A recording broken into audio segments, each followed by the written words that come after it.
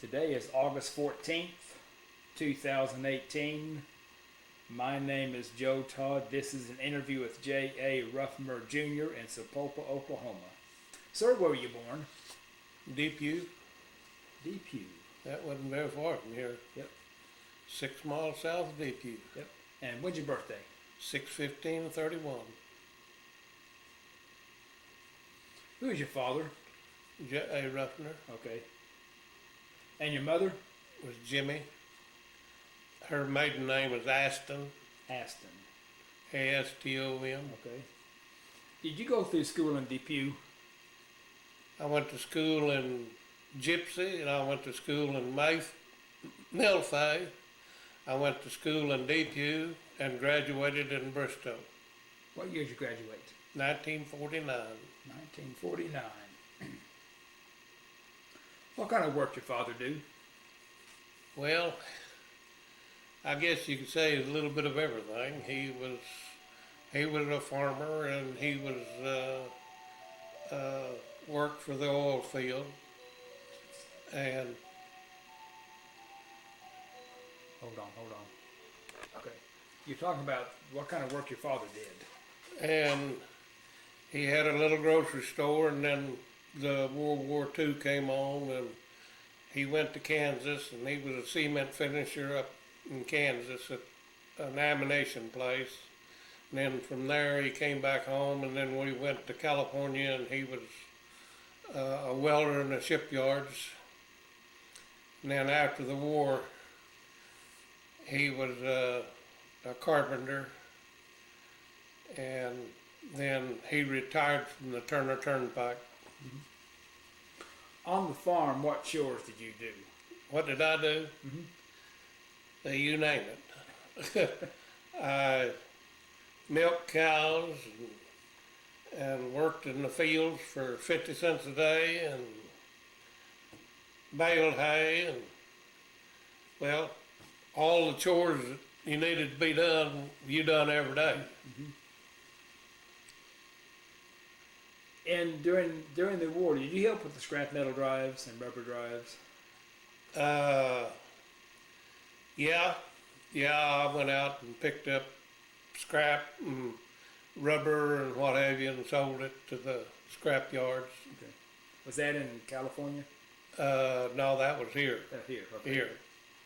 Which scrap yard? Oh, I don't know. I couldn't tell you. Okay. They're probably not even in business Oh, anymore. In your schooling, who was your favorite teacher? My favorite teacher?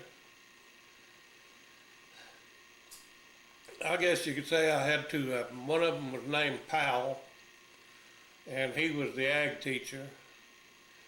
And the other one was Stiles, and he was the shop teacher. And the history teacher was Nova Jane Moore, and our math teacher was, what was her name? Dovey, and the English teacher was Miss Bates. And I don't know, I guess you could say they're all good teachers. Where were you when the war ended? When the war ended, VJ Day. oh mercy, I couldn't really tell you. I think as soon as the war was over, we came back to Oklahoma. Was there a big celebration out in California?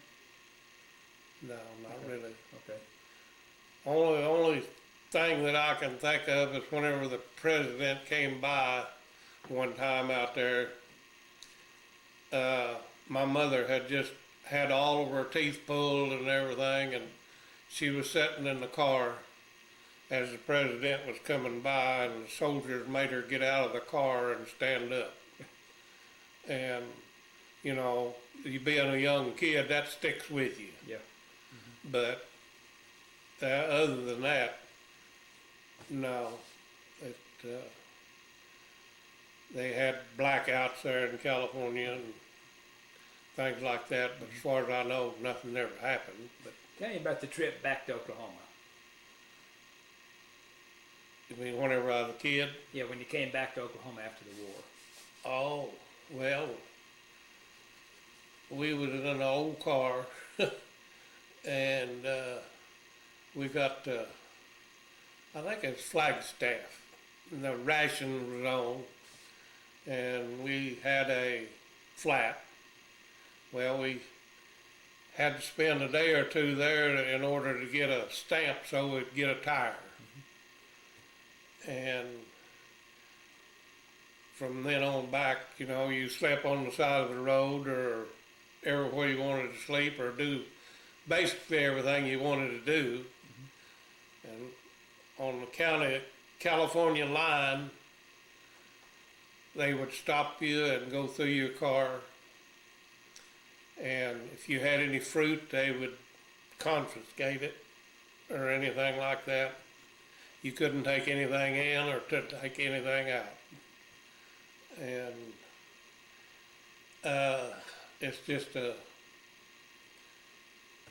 one of them okie trips, I guess you could say. Yeah. Did you play sports in high school? I wrestled. Wrestling. Yeah. Yeah, I wrestled my senior year. Which weight? I believe that it's about 136 or 135, somewhere along in there. What'd you do after high school? What'd I do? Well, I worked with my dad. He was a carpenter, and I worked with him until September. And that's whenever I joined the National Guard. What unit did you join?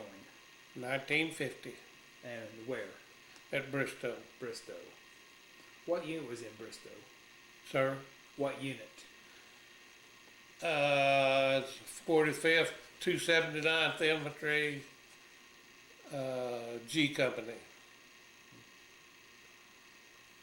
How often would you have your meetings?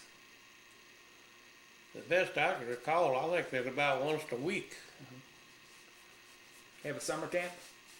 I didn't make the summer camp because I was the last one to join, Okay.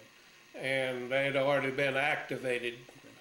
And I knew that they was going to go to Camp Pope, and I was a truck driver there for a while to go around and pick up the boys, and then I was the captain's Jeep driver. I drove him all the time we was down at Camp Pope and some in. No, I wasn't in Japan. There's another captain that I was driving for. Herb Thompson was our original captain. What did you do at Camp Polk? What did I do? Well,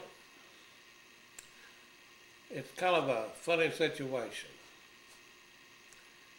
Whenever we pulled in to Camp Polk, what did I do at Camp Polk or? Camp Polk. Oh, I was a Jeep driver. Okay. Is that with Captain, what was his name? Thompson. Thompson. What kind of guy was he? He was a nice guy. He was, well, really, he was my coach at high school. He was a nice guy. He treated us all nice and everything, and I don't know, thought the world of him, really.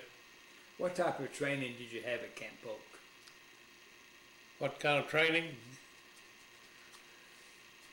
Well, it was just a regular boot camp training that we went through. It consisted of a little bit of everything, I guess you could say, from medical to fighting. You were at Camp Polk how long?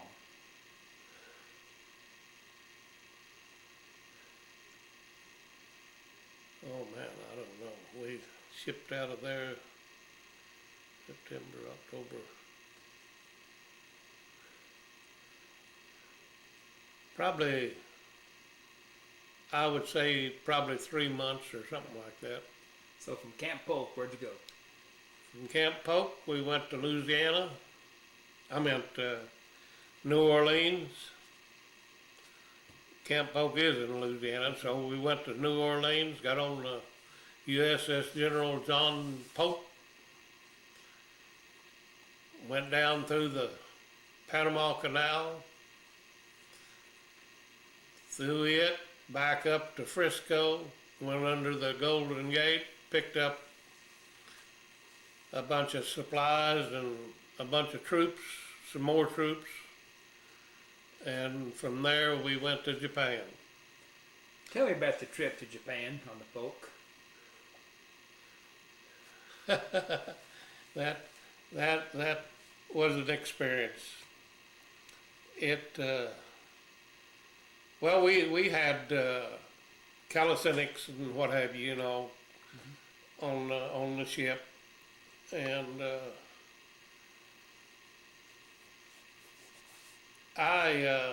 somewhere or another I got to where I volunteered to work in the bakery. Well, they had a room about the size of this right here, and they would make this bread and cut it, take it over there and throw it in this room, because I don't know how many troops they had on that thing, several thousand, I know. And I was one of the fortunate ones that didn't get sick. There's a lot of them that did get sick. But we just everyday thing. It's one of those things. If you keep people busy and keep them occupied, you won't have any trouble. But whenever people is not busy and not occupied, like they are in the United States right now, you've got problems. Yes. How do they keep all the troops busy? How? Well, if nothing else, you'd go around picking up trash, or you'd go around digging up holes and filling them back up, or... No, this is on the ship. Oh, on the ship? On the ship. Well, we had classes, that was one thing. And then I can't remember all of it, but Where'd you sleep on the ship? where did I sleep? In one of them swinging things up there. I don't know what they call them on Navy's got, A but hammock? hammock, yeah. How high were they stacked? Oh, they was up probably 8 foot, some of them. Did you have boat drills on the ship? Yes, sir. We had boat drills. Sure did. Were there enough lifeboats for everybody? I think so. Okay. I think so. How'd you pass the time on the trip? Well, everybody passed time different. Some of them would gamble, some of them would play cards, and some of them would do different things. And I don't know, it's just one of them things where when people get together, it's they think of different things to do. It's not a one thing time. Where'd the ship land? Sir? Where did the ship land? It landed in Japan, on the northern island, Hokkaido? Hokkaido, How long did that trip take? Moran. I think we was on that thing 30 days. I've got more sea time than a lot of sailors. You recall the date you landed in Japan? The day? No, sir. I don't. Was it 1950? It might have been. I couldn't really tell you. Okay. I couldn't tell you. Only thing I can tell you is that we pulled in after dark, and it woke me up. It stunk so bad, And I went out on the deck and looked, and it looked like Christmas lights going off and on, off and on. They didn't have any steady power like we've got. And then whenever daylight came, well, you could see fish on top of the houses and everything where they was drying the fish out. Stink like you wouldn't believe, but anyway, and then from there we went to Camp Crawford. Camp Crawford. And we pulled in there, and I thought, boy, we've got it made. We did for 2 weeks. We had it made for 2 weeks. They had everything in the world on that camp that you would want for soldiers to do and everything. It was really nice. Brick barracks and everything. After the 2 weeks was up, we went to what they call the sheep farm. Lived in pup tents. We lived in pup tents for, man, I don't know how long. It was a long time. And from there we went to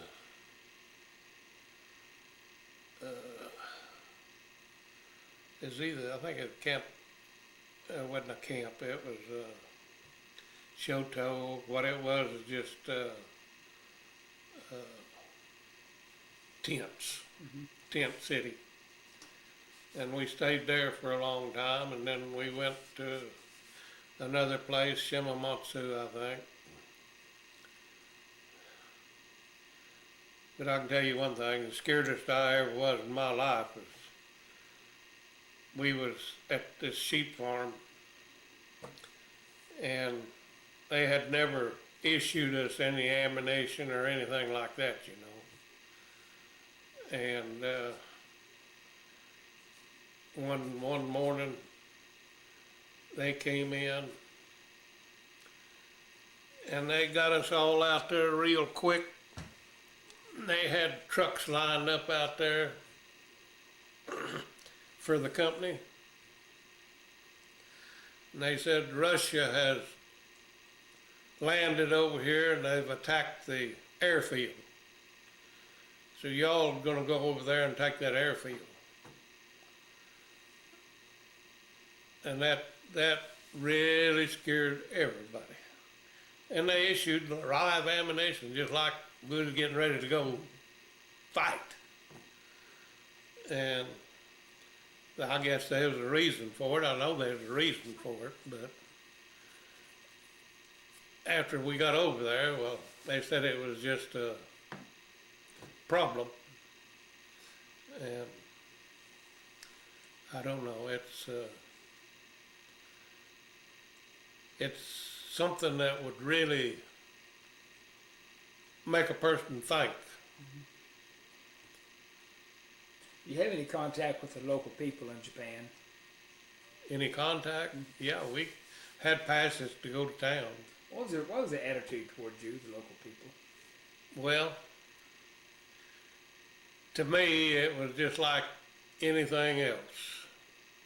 The older people resented us in a way. The younger people accepted us. And that's the way it is nowadays. What was the name of the local town? I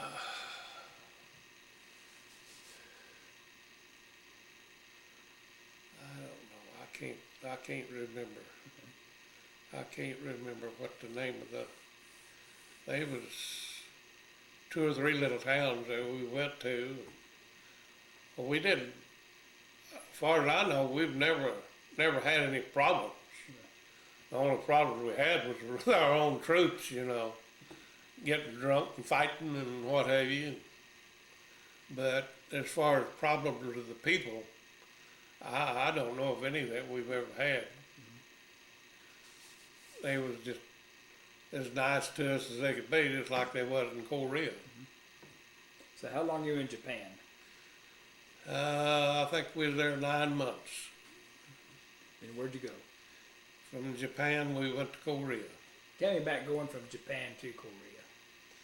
Well, there ain't a whole lot to tell you. All you done was got on a ship, and I think it took us a day or something like that. And whenever we pulled in at Korea, they got us all together and went over the side of the ship on that rope, went down into I don't know what you call them things. Higgins boats? Huh? The landing craft Higgins boats? Yeah. And they put us all in there. And I'll guarantee you could pull your feet up and still stand there. You had you in there so tight. And you just, whenever we got to land, they unloaded us from there, put us on a train. Where'd you land in Korea? I couldn't really tell you. I don't remember. I don't remember.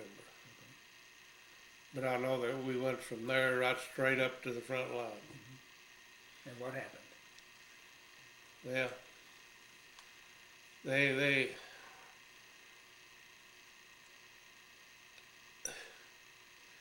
always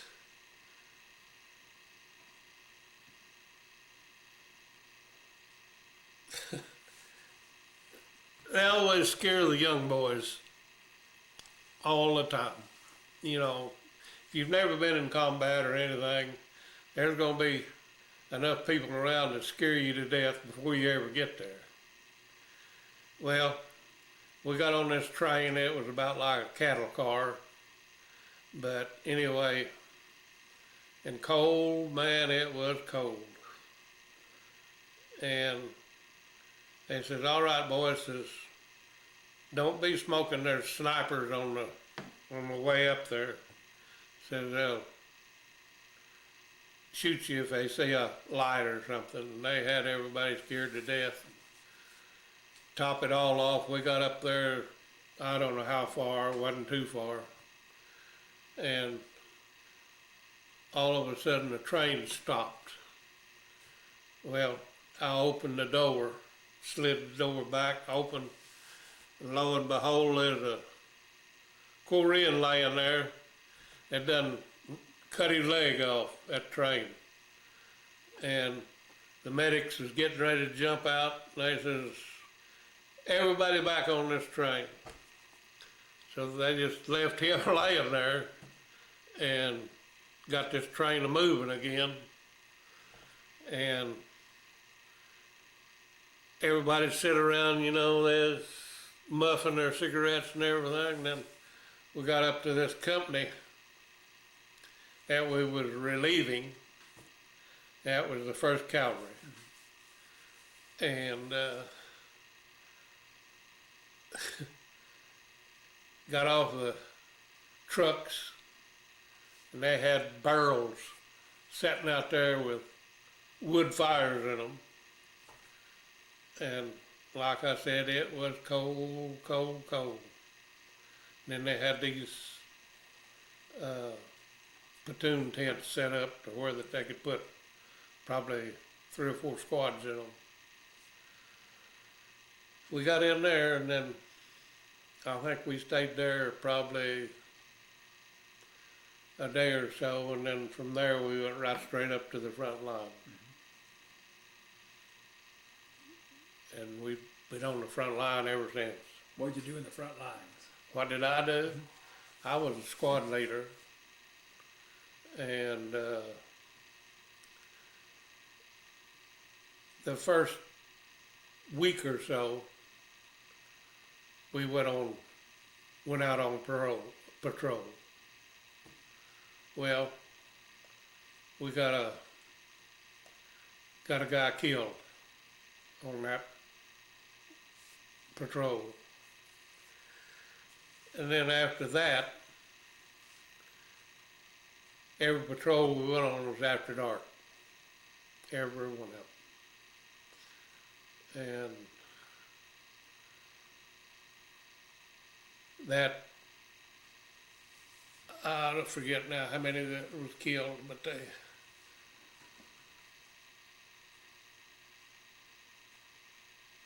that was the bad part, is because you knew that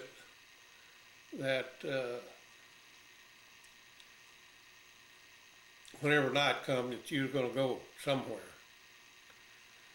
But the only bad part about that, you go out on patrol and you get back in around 3 or 4 o'clock in the morning, and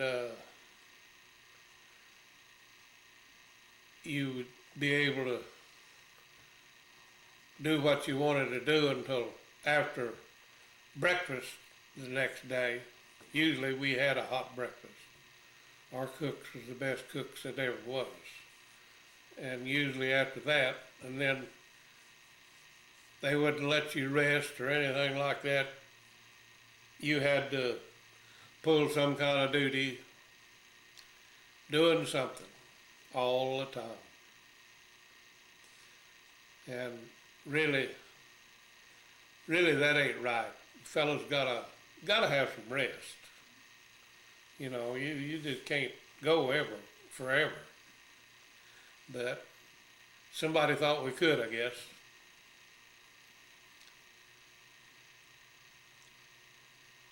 What was the terrain over there? Terrain? Well, you had mountains, and whenever I say mountains, I mean mountains. They ain't little hills. And then you had the valleys with rice paddies and what have you in them. That was about it. Whenever you got into the rice fields and everything, the only thing you could do is walk single file. You couldn't walk and do what you thought ordinary would do on flat ground. You just get out there in that water and you just couldn't do it. Did you go to North Korea? No. No, I haven't been across the DMZ. 30th parallel. What'd you do in the DMZ? What did I do? Mm-hmm.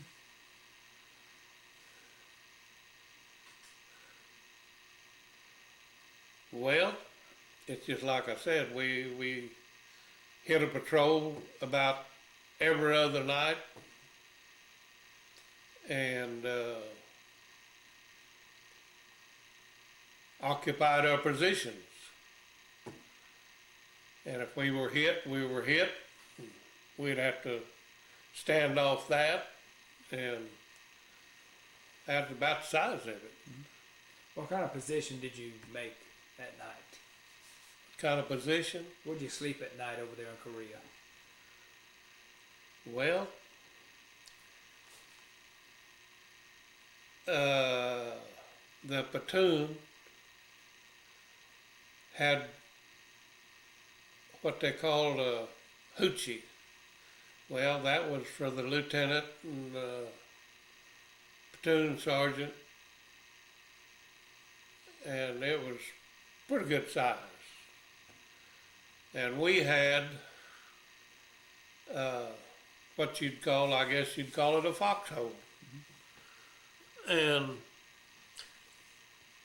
there was usually 2 of us in this foxhole. One would sleep, and the other would stand guard. And that was on 2 and off 2. And if you don't think that gets tiresome, you ought to try it.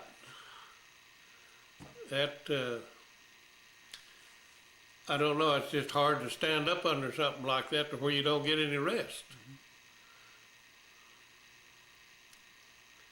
But still yet, like I said, that's up to the company commander, I guess, or whoever who's in charge of all of that. But you've got to have rest. That's all there are to it. Now, did the North Koreans attack your position at night? Yeah. What happened? What happened? Just all hell breaks loose. That's all there are to it.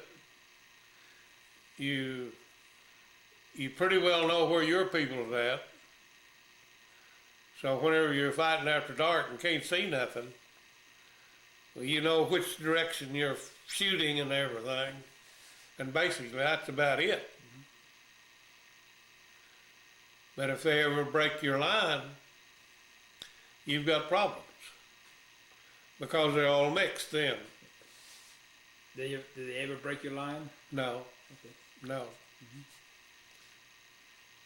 But we have made several contacts on night patrols. But we pretty well knew where our people was, or I knew where my people was anyway. And you'd get in a little firefight, and then after, probably wouldn't be but 2 or 3 of them other people that you was shooting at, and I don't know whether you could either say that you killed them or they run off or what, but it would cease and then everything would be back the way it was. What do you do on a night patrol? What do I do? Well, we do what we're instructed to do. Sometimes we go out and do what they call a listening post. And you go out there and set up, and it's just what it says it is. It's a listening post. You sit there for 3 or 4 or 5 hours, see if you can hear anything, see anything. If you do, you come back and tell them. And sometimes you go out, they tell you to make contact. Well, there ain't but one thing to do, and that's what they tell you to do. You make contact. How do you make contact? How? How? Well, you go until you run into somebody. That's basically about it, you know. What was the attitude of the local people towards you in Korea? Having any contact with them? I don't know anything about local people. Okay. We didn't have any contact with local people, period. Or our company didn't that I know of. You know where you were in Korea? Chowan Valley. Cholon Valley? Chowan Valley. What happened to Cholon Valley? What happened?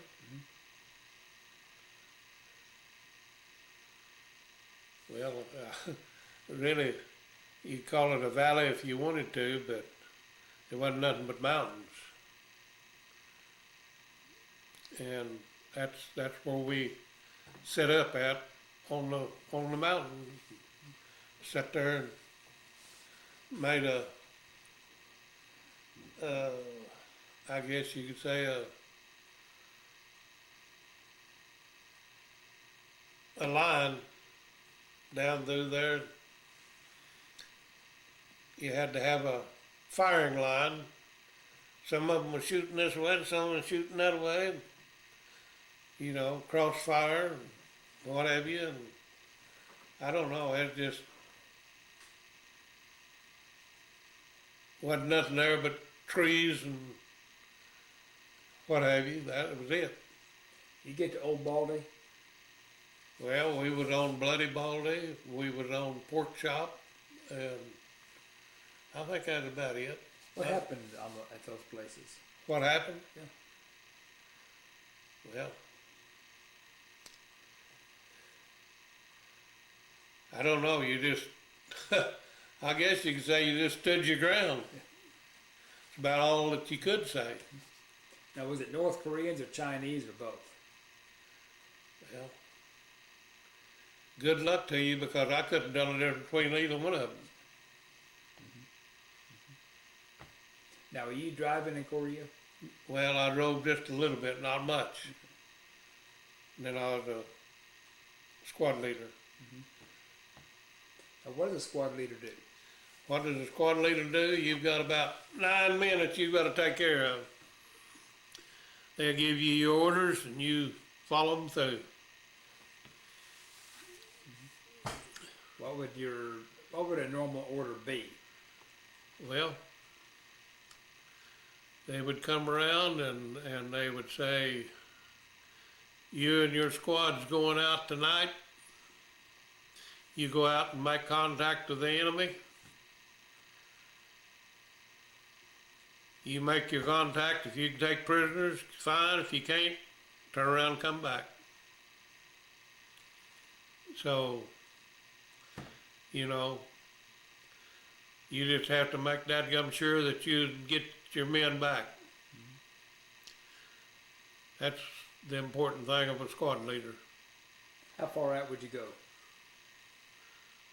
Sometimes it'd be a mile or two. And sometimes it wouldn't be very far. If you go out on a listening post, you don't go out very far. Maybe a quarter of a mile or something like that. Now, did you have passwords every day, all this to get around? Oh yeah. Okay. Every day it changed. Changed every day. Every day. How many, what other military besides the Americans were there? Well, there are two of them that I can remember. The Turks and the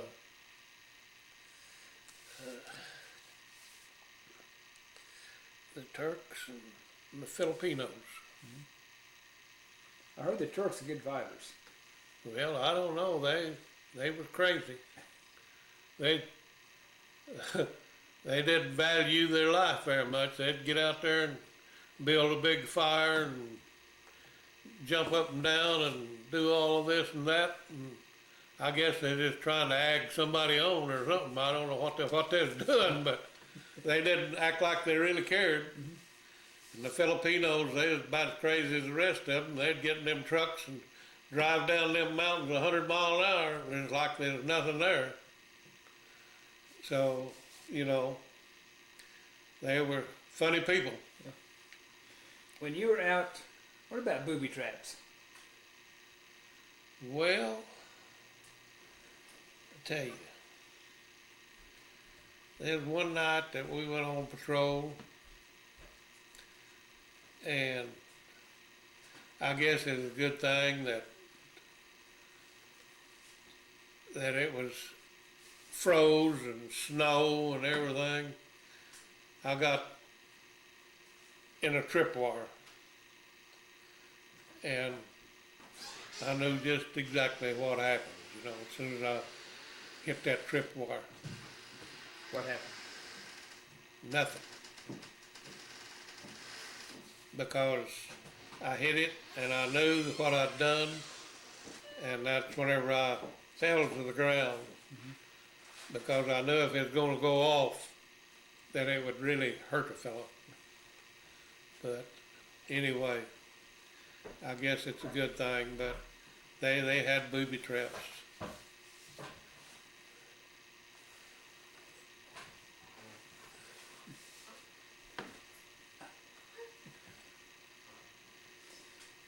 How long are you in Korea? How long?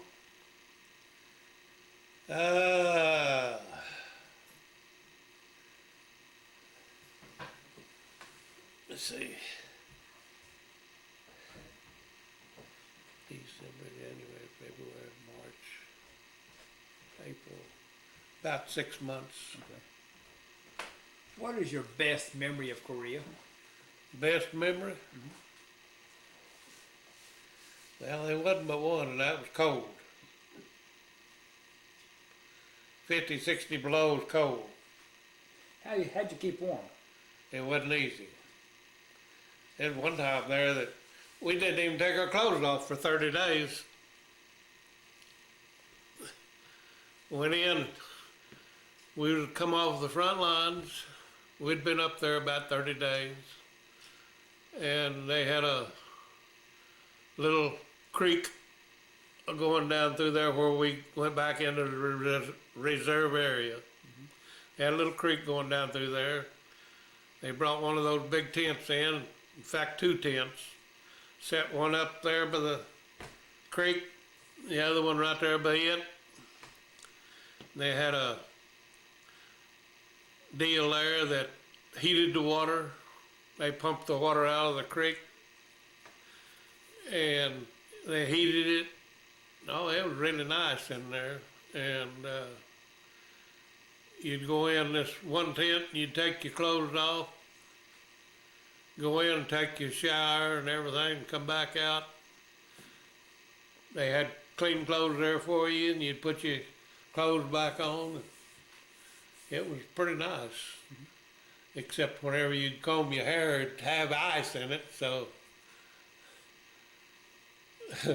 that'd give you an idea how cold it was. Have many cases of frostbite? I had frostbite on my feet. What is your worst memory of Korea? The worst? I don't know. It was basically all about the same. You know, I guess you could say I'm a little different from anybody else. Getting killed never did enter my mind. But what entered my mind more than anything was being captured. And that was the worst part of the whole thing. Because they had enough people over there, biggest part of them didn't even have a weapon or nothing, they was just there. And they would rush you, and you could burn a machine gun up and still not kill them all. And they'd come in and pick people up and carry them off. They'd carry off stretchers, they'd carry off anything they could get their hands on. They'd carry it off. And, you know, you get enough people coming, well, what are you going to do? You do what they get a hold of you to do. Mm-hmm. There's no way out of it. How many times that happened? Oh, I don't know. I don't know. Mm-hmm. What weapon did you have? What weapon? Mm-hmm. I carried an M1, sometimes a carbine. Mm-hmm. And then one night we went out on a listening post and I didn't even have a rifle. So I went out and gathered me up a bunch of hand grenades. And I sat there and I guess I had a big pile of them. That's all I had. Mm-hmm. But like I say, I took care of my men more than I took care of myself. That's my job. How'd you keep your weapon clean? How? That's one thing you done every day. Clean your weapon. That's your life. Mm-hmm. You eat with it, you slept with it, you carried it and took care of it. At that time, I could tear an M1 down and put it back together blindfolded. Every time that your weapon froze up on you? No, never did. Okay. Never did. Because that's, if you want to live, you take care of it. Yes. Mm-hmm. And how long you say you were in Korea? 6 months. 6 months. When you were pulled off the front line, where'd you go? Whenever we pulled off front line, we went back in a reserve area, probably, I don't have any idea, probably 4 or 5 miles. Did you get to Seoul? Get to Seoul? Mm-hmm. No. That's the capital of South Korea. Yeah. Did you get there? Well, 2000.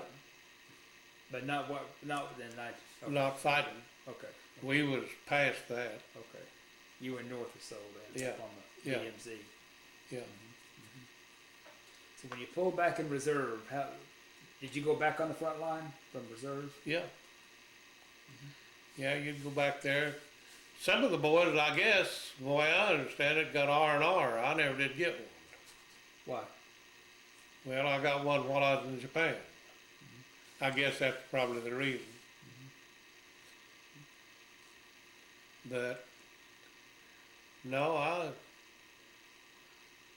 I don't have any bad feelings toward anything like that, but Now, you said you relieved the 1st Cav Division. yes, sir. Okay. We relieved the 1st Cav. Because I heard they took a good beating over there. They took a good one.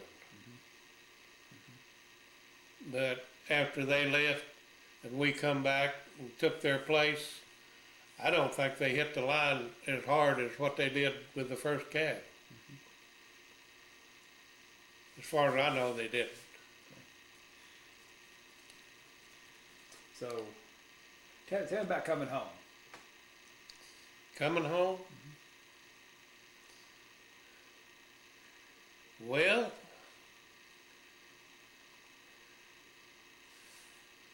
we come back off of the front lines and they told me that I was going home.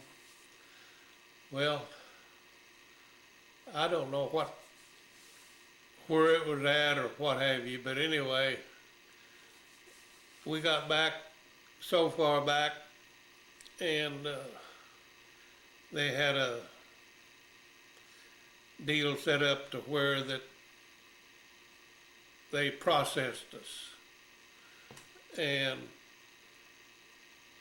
what I can remember about that is the chow hall, they had probably two or three or four tents set up, and they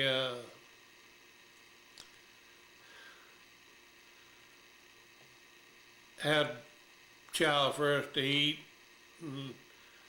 and we'd take our mess gear and go out and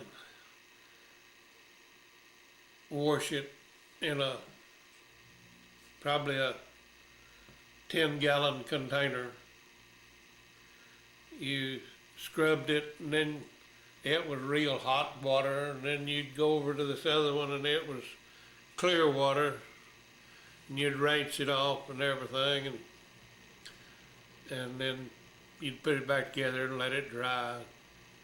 But anyway, what I was going to say is that probably as far as from here to the road out there, they had a barbed wire fence. I'll never forget it. Probably 4 or 5 wires, and every time that they had chow, it'd be a long bunch of Koreans come up to that fence. Well, they'd bring their little kids up there, and they'd lift them up, set them over the fence, and give them a gallon bucket. And they told us, says, now, there's going to be kids coming up there, says, you better hold on to your mess gear, because if you don't hold on to it, says, them kids will get that mess gear and run off with it. So, anyway, whenever you dumped your leftovers into this can, it's a garbage can, well, they would get that full and they'd bring another one, we'd fill it up. Well, these little kids and these Koreans knew that, and they'd set them little kids over this fence with that gallon bucket. And boy, you could see them, they just trickle down through there and get up there to that garbage can and dip that bucket down in there and back to that fence they'd go. Now that's what you call hungry. And that, I don't know, I just can't forget that. Can't forget it. But that's one thing that, as far as I'm concerned, you don't waste is food. So you left Korea from, where'd you leave Korea? Do you recall? When? Where and when? Where? No, I can't. We went there, and I think we went to Kobe, Japan. Now, Busan was a big place where they left. Okay, it might have been Busan. Okay. You recall the ship you were on? No. I could probably find out. That's why I was wanting that book. But I've got a book in there that will tell you basically everything that happened every day. What'd you do in Colby? I didn't do nothing. We just, like I said, they put us on this airfield, stripped us down, and told us to go in there and take a shower, and we did. They gave us a new issue of clothes, and we got our clothes and turned around. I think we spent a night there or something like that. Got back on the ship and come to Frisco. Tell me about the trip home on the ship. Well, we didn't have to do anything. We didn't pull any duty or anything. We were just there, really. What were you thinking leaving Korea? What was I thinking? I was thinking I was ready to come home. Yeah, they was wanting me to go to Vietnam, and they was wanting me to re-up. They offered me a battlefield commission, and I turned that down. They was going to make a master sergeant out of me, and I turned that down. And I don't know. I was ready. Coming into San Francisco, what were you thinking going under the Golden Gate Bridge? Well, that's a great sight to see, to go under it coming home. And then I don't remember a whole lot more after that, except getting on the train and going straight down to Fort Sill. It's just a train ride, really. What'd you do at Fort Sill? Huh? What'd you do at Fort Sill? What did I do? Well, I forget now when we pulled in there, but anyway,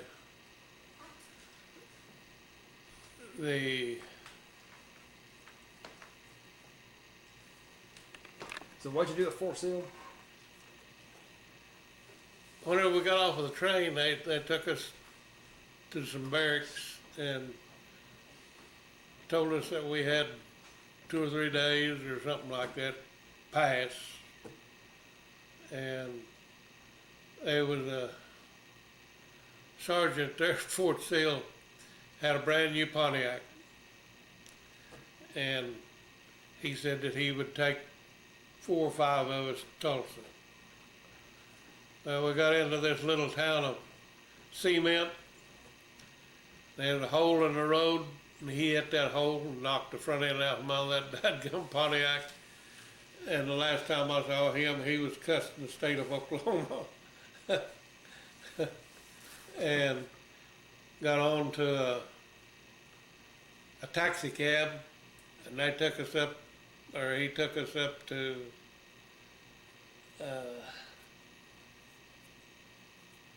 I forget now. It's right there at the edge of Oklahoma City.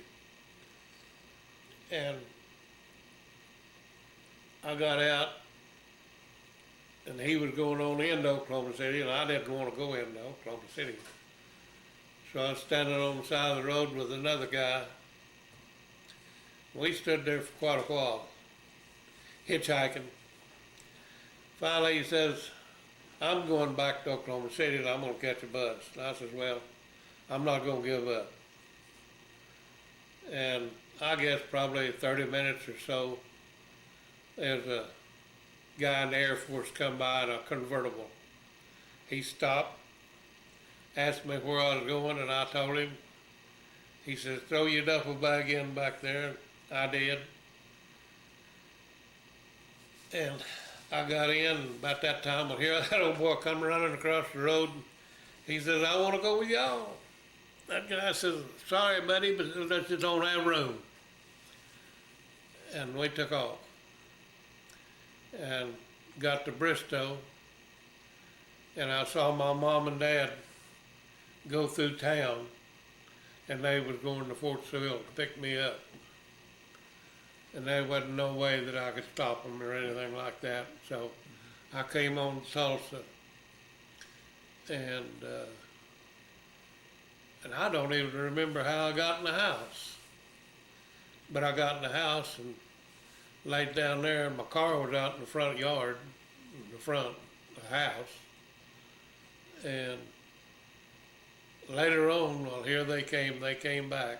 But that's about the story right there. When were you discharged? When? When?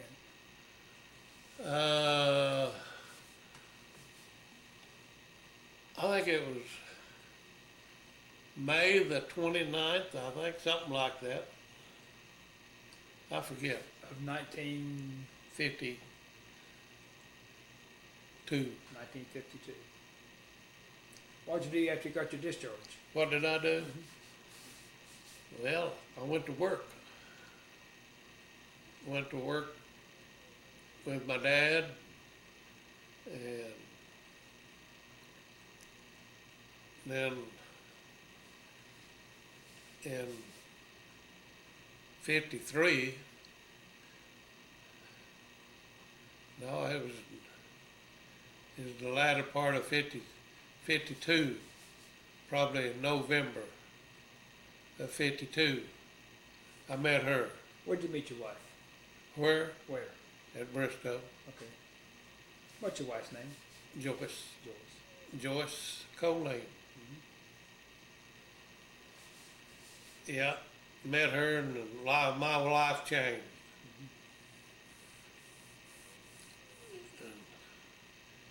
In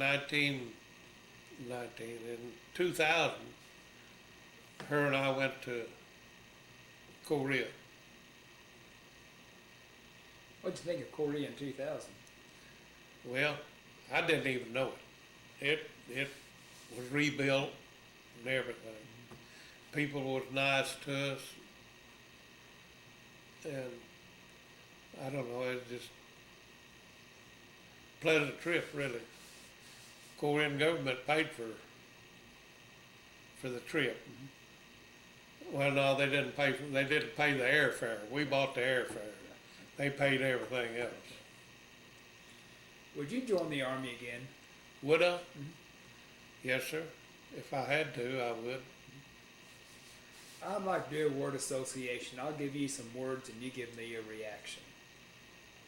The first one is Franklin Roosevelt. Roosevelt? As far as I know, he was a good president. Harry Truman. Harry Truman? I think that he was a good president. But I don't agree with what he done. Whenever he fired MacArthur, I don't agree with that, but politics is politics. Douglas MacArthur. He was a good man. Yeah. 279th Infantry. 279th? Well, my opinion was Colonel Hillman was our battalion commander. And he told us after we got back, we had a reunion, and we was down at Camp Gruber, and there wasn't too many there. There was quite a few people there. And he told us, he says, boys, I'm sorry, but he said, I had to put you through stuff to train you that I didn't really believe in, but he says, to me, it saved your lives. And I think that we were the best trained battalion in the 45th, because that man took care of his people, and he done what he thought was the best thing for us. Camp Polk. Camp Polk? I like Camp Polk all right. It was, we went back down there, I guess, in somewhere around 2000 or somewhere. And it's an open compound now, But whenever I was down there, it was closed. You had to go through the Garda. But they've changed it all around, and really, I didn't know a whole lot about it now. USS John Polk. USS John Pope. John Pope was an old ship, but I think they had everything that they needed to have for a troop ship. It seemed like it does what it's supposed to do. It was a twin screw, and we was in a storm one time on that thing, and whenever it would come out of the water, them twin screws were still a-going, it'd shake everything on that ship now. But no, it was, as far as I know, it's a good old ship.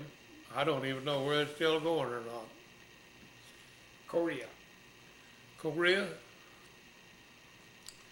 Well, it's just like I've always said. A lot of it you can forget. It'll come back to you, but there's one thing that you won't forget, is how cold it was. That's cold now. You might think Alaska's cold, but Korea's colder. Golden Gate Bridge. Well, it's a pleasant sight to see, especially whenever you're coming back under it, getting ready to come home. It's just like everything else in the country, you know, whenever you're gone for any length of time, well, it's pleasant to see United States. How do you want to be remembered? How? Well, I don't know. There's one thing, there's two things that really I believe in. And one of them is God. I believe in God. And the other one is my family. And that's the two things that I want to take care of more than anything. Anything else you want to talk about? Not that I know of. Y'all have any questions? Well, sir, this is an excellent interview. I want to thank you for your service and thank you for the interview. Well, thank you for your service too. And again, this is August 14th, 2018. My name is Joe Todd. This has been an interview with J.A. Rufner in Sapulpa, Oklahoma. Thank you. Well, I hope everything turns out all right.